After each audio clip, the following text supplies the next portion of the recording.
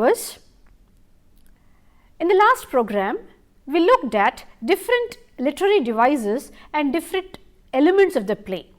In this program, let us look at the different phases of the play and the way it moves forward with its interesting climaxes, twists and turns. Module 1 introduces Mahesh Dattani, and he occupies a very special and illustrious position on the canvas of Indian writing in English. Most of his plays are pragmatic in their approach and send a message to the readers through thought-provoking themes. Among the modern Indian playwrights, he stands singularly distinct with rich expertise in exploring the realms of theatre. He is the most serious and contemporary Indian dramatist in English. He has a detailed eye to identify the issues of the marginalized society very successfully. His plays are replete with the shades of human conflicts, with a societal background, with a human sentiment which can stir common audience. He is an internationally acclaimed dramatist in English who is successful in finding a connect with his national and international audiences through his stage plays. Final Solutions has brought him the laurels through the Sahitya Academy Award, and he is the first Indian writer in English to receive it. The play Final Solutions and Other Plays is a stage play in 3 acts based on intense and gripping shades of communalism.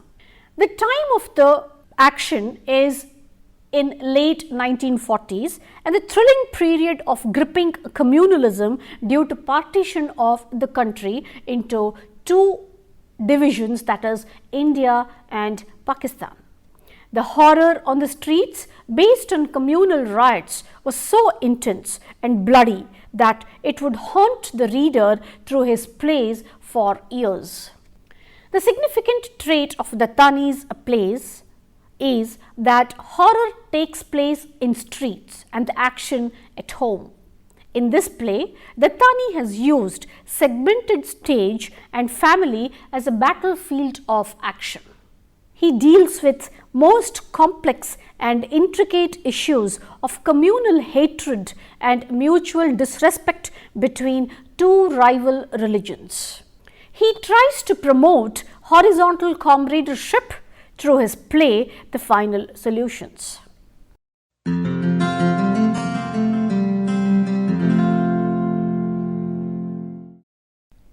Chorus plays a key role representing the 2 ethnic groups in dispute. English literature has a special place for chorus, which is a group of singers whose songs and dances present an exposition of, or in other traditions, a disengaged commentary on the action in progress. In early Greek times, ceremonial songs marked the religious festivals in the form of masked dancers who sang and also performed. Sometimes the group can enter into the action representing a mob, crowd or any other group in the story, that is amorphous. In poetry, chorus dons the role of a lyricist and gives the shape of a song, gives the shape to the song. Sometimes the chorus can appear or manifest in multiple roles. It can act as a narrator, example, the stage manager in our town, or appear as a character in a story, and may sometimes play a dual role of a chorus or a narrator by both partaking in the action and commenting on it to the audience. So, chorus, it has multiple roles to play very effectively. To sustain the interest of the audience in the plays of the ancient Greek theatre, a chorus was used to offer a multiplicity of milieu and gist of information. The literal meaning of the word chorus means in unison. The use of a chorus as a literary device in literature arises from dramatic traditions of ancient Greece. The literary world underwent a sea change, and the chorus was repeatedly reduced to a single performer who commented on the action, who might at times join in the doings as a sort of Joe citizen type, as found in the prologues to the first two acts of Shakespeare's Romeo and Juliet. In Shakespeare's Henry V, the chorus is a character commenting in between acts to interpret the subtle nuances of the events. In Aeschylus' works, the chorus takes part in the action of the play, while in Sophocles, the chorus comments on the action. In Euripides' works, the chorus is romantic and lyrical. Modern playwrights T.S. Eliot and Brecht exploited choruses in their Murder in the Cathedral, which was written in the year 1935, and the Caucasian Chalk Circle, which was written in 1948 respectively.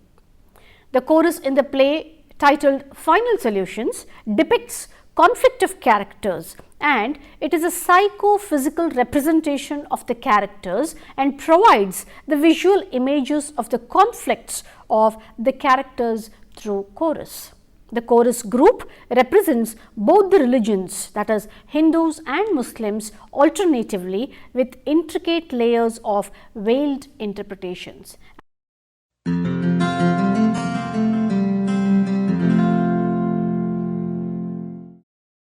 The play Final Solutions has a dominant contemporary and modern tone, and it addresses the issue of utmost concern to our society.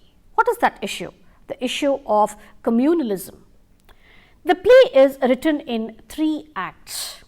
The play encompasses the wide canvas which portray the period from partition that shattered India to the present day communal riots.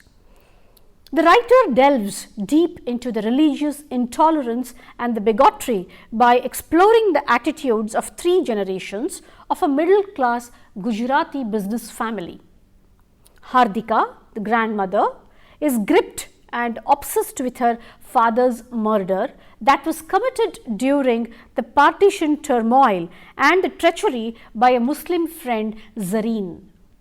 Her son, Ramanik Gandhi, is haunted by the knowledge of his fortunes were founded on a shop of Zareen's father, which got burnt down by his kinsmen. Act 1 starts with Daksha, the young bride. Reading the diary, Hardika has the practice of making the note of the events of the day in her personal diary. The events provide a platform to the viewers and readers to understand the plot and the story. She reads the scenes of freedom struggle and the announcement of independence and the tumultuous phase of partition. The place mentioned happens to be the ancestral house of Hardika at Husainabad. The chorus dominates by donning a major role in the play by providing the background narration, again which is an important literary device. The chorus puts a veil of Hindu masks and depicts the scene of a procession of the Hindus with Lord Krishna's idol in the Rath or chariot in English. The chorus continues to draw the attention of the audience towards the inhuman behavior and the religious prejudice of the mob that pulls the idol down and stabs the priest in the stomach. The stone pelting at the procession by an anonymous person from the mob creates a chaotic situation. The circumstances become so confusing that the authorities are forced to impose curfew, and the situation turns critical and a great turmoil outside is seen developing. The chorus now presents itself in the play with the Muslim masks on and makes its hostile feelings evident towards Muslims, saying that they raised their temples yesterday and they break their chariot today. While Daksha is seen enjoying an old melody by the famous yesteryear singer Noor Jahan, the gramophone stops unexpectedly when a stone hits it. The chorus presents the two boys who are suspected by the men outside and run for shelter. They pound on the door of Gandhi's house for shelter, and after a great hesitation, Ramanik Gandhi opens the door. The chorus will now represent the voice of the outside violent mob who instructs Gandhi to send them out. The conflict of ideas and diverse viewpoints among the members of family for providing shelter to two Muslim boys against the threatening calls of the mob outside is well presented on the stage. Daksha painfully expresses that the most traumatic experience she experienced during the partition was the destruction of her record collection. A stone hitting our gramophone table, those beautiful voices cracked. This symbolic cracking of her records represents not only the cracking of Daksha's world, that is the death of her father, but also the division of India and Pakistan in the partition. And this led to her resentment towards Muslims. The character of Daksha mirrors two factors which become the major source of Hardika's hostility towards Muslims. The first being the murder of her father in her hometown of Husainabad, which becomes a part of Pakistan during the partition.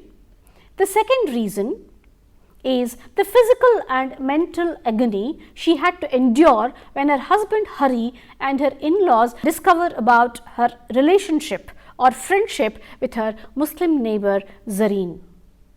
Her son Ramanik is a secular Hindu and much more friendly and kind to the boys. However, the audience realizes that Ramanik's kindness is a disguised guilt which torments him over running the business his father acquired through illegal means and by cheating Zareen's family after the partition. Ramanik's wife Aruna is a pious woman who does not get along with Muslims. She is seen to be sitting alone in her room and drinking water from her glass. She believes that their touch defiles her. Smita, Ramanik and Aruna's daughter, is also very uneasy and perturbed with them for all possible reasons.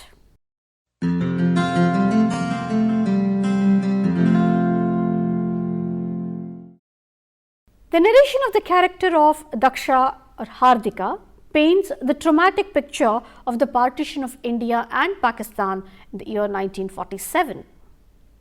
The writer presents this as the greatest source of tension between South Asia's Hindu and Muslim populations.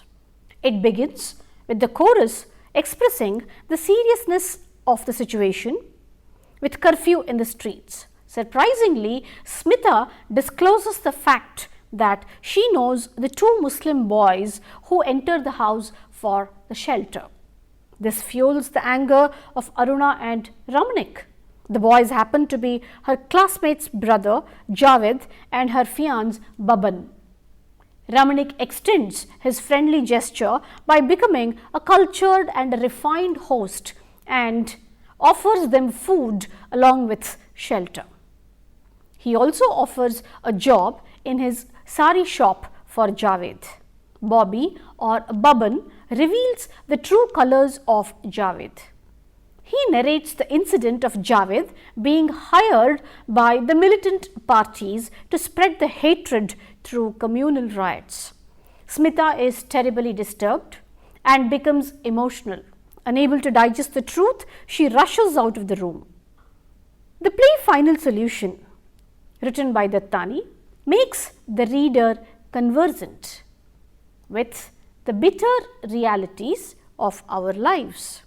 The past begin to determine the attitude of the present, and thus the earlier contradiction and inconsistencies resurface. No straight answers are provided in the play to the issue of communalism, but it raises questions on secularism and pseudo-secularism. It forces us to introspect ourselves in relation to the attitudes that prevail in the society. Since it is an experiment in time and space and relates to memory, it is a play which involves a lot of critical analysis on the part of characters in the play and thus stimulates similar introspection in the viewers. The play Final Solutions is based on the apparently friendly ties between two religions or two sects, Muslims and Hindus, and the seething currents of revulsion beneath. The family unit has members of different age groups, representative of the past and the present.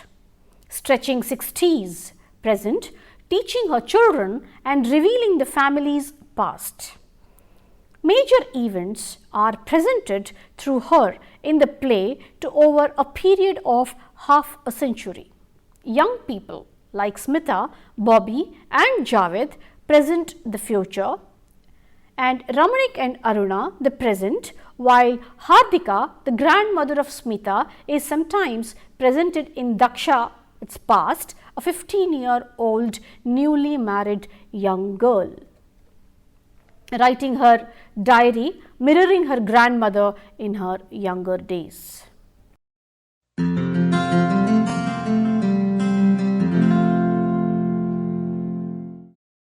Act 3, it focuses on Muslim chorus and two men sitting on the floor on the highest level of ramp. The boys are engrossed in the conversation. Bobby wants Javed to be a matured person so that he can lead a meaningful life. Ramanik is suspicious about Javed's activities and interrogates him on his connections with the militant group, and Javed reacts in an arrogant tone. Ramanik empathizes with Javed and tries to engage him by employing in his shop to distract him and keep him away from the militant activities, and helps him to lead a better life. Ramanik tries his best to mend Javed's ways of living. Javed defends his behavior by narrating a childhood incident which became a turning point in his life. Well, the incident was like this. It was a street cricket match with younger boys playing with a sporting spirit and is described as a common scene which is usually seen in the bylanes of any city in India. Javed was one of the team members. On the fateful day, Javed was requested by a postman who was in a great hurry to pass the post to a neighboring house. The man in the house, in an irksome tone, asked Javed to leave the letter on the wall later. Well, Javed was little perplexed with that man's behavior, and he observes that the man wipes it with a cloth and cleans the wall and his gate with a cloth before picking up the letter. Provoked by his behavior, the next day Javed is seen throwing pieces of meat and bones in the backyard of his neighbor's house. Javed gets caught as the culprit and is thrown out of the house. Later, he becomes an active participant of militant group and undergoes training to spread communal riots in his area. One small incident was enough to disturb his thought process. Usually, communal disturbances are seen to raise their ugly heads when religious processions mark different occasions. Such processions lead to communal disharmony by some unsocial elements whose main objective is to disturb the peace of the society and is a common happening on Indian streets. Dattani used this theme of the communal riot of the streets as the backdrop in the play and moved the tension to Ramanik's house or home. The intelligent and aesthetic use of theatrical device is laudable in Act 3. The brilliant use of stage spaces like the floor, the ramp and the other side of the stage where the light focuses after skimming past the Hindu and the Muslim chorus adds a meaningful glamour to the whole play. The pangs of guilt, mental agony and the trauma haunt Javed and Daksha's painful memories based on the disturbances between the two communities and stand on precarious crossroads. The chorus advocates and shares its philosophy. A drop of oil cannot merge with an ocean of milk. One reality cannot accept another reality. This play is a response to Mahesh Dattani's reaction to the sporadic communal riots, breaking forth here and there at frequent intervals and different times create chaotic and turbulent situations in the society through social, political or unconventional ways. The play is not all that grim. The writer also shows his optimistic streak and successfully instills confidence and awakens the conscience of the audience from their slumber.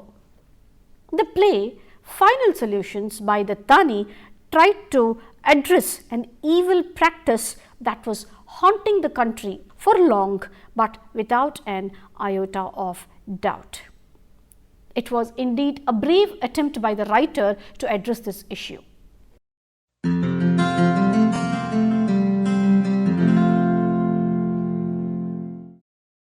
Memory plays a vital role.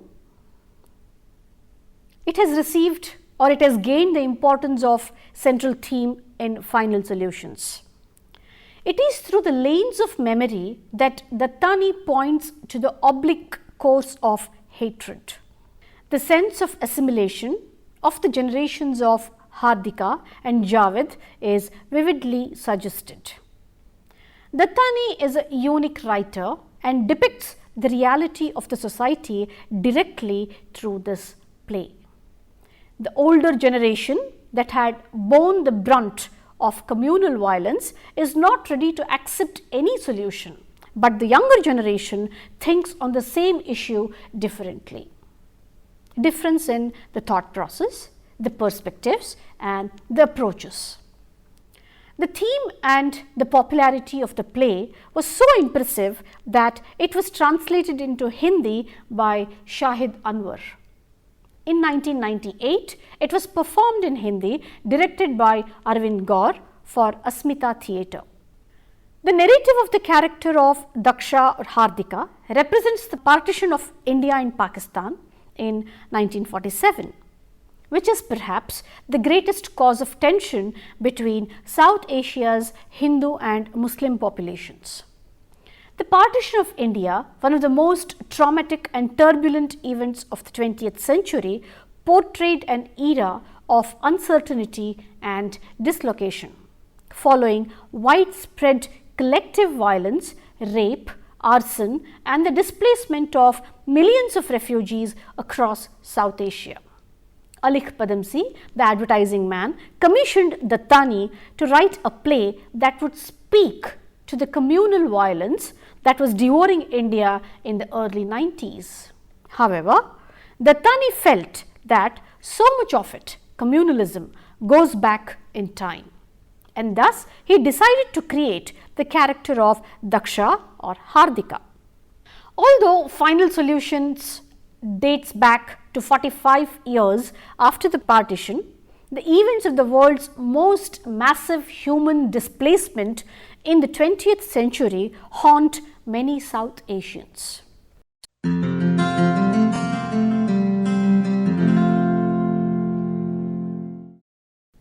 The play reaches its culmination in the early hours of the morning when Bobby enters the Gandhi family puja room or the prayer room and picks up the image of deity of Lord Krishna to Aruna's great anguish. The mob or the chorus in both Hindu and Muslim masks or who are veiled with Hindu and Muslim masks begin to strike the floor in rhythm. Bobby declares that he has the support of God and no evil can befall him. Upon seeing Aruna's dismay, he advises her to forgive and forget and says, if we understand and believe in one another, nothing can be destroyed. He then turns to Hardika and states, and if you are willing to forget, I am willing to tolerate. Bobby and Javed exit and join the mob or the chorus on the ramp. After they leave, Ramanik tells Hardika that her husband and her father-in-law ruined her friend Zareen's family business. Upon hearing this, Hardika realizes that the real reason why her in-laws forbade her friendship with Zareen was not because Zareen was a Muslim, but because they were trying to cover up their own crime. Crushed, Hardika asks Ramanik why he didn't tell her this earlier. Ramanik claims that he did not want her to have to live with the guilt. Hardika then asks, do you think those boys will ever come back? Ramanik replies, if you call them, they will come back. But then again, if it is too late, they may not. The play drops its curtain with the image of Javed and Bobby standing amongst the members of the masked mob or chorus.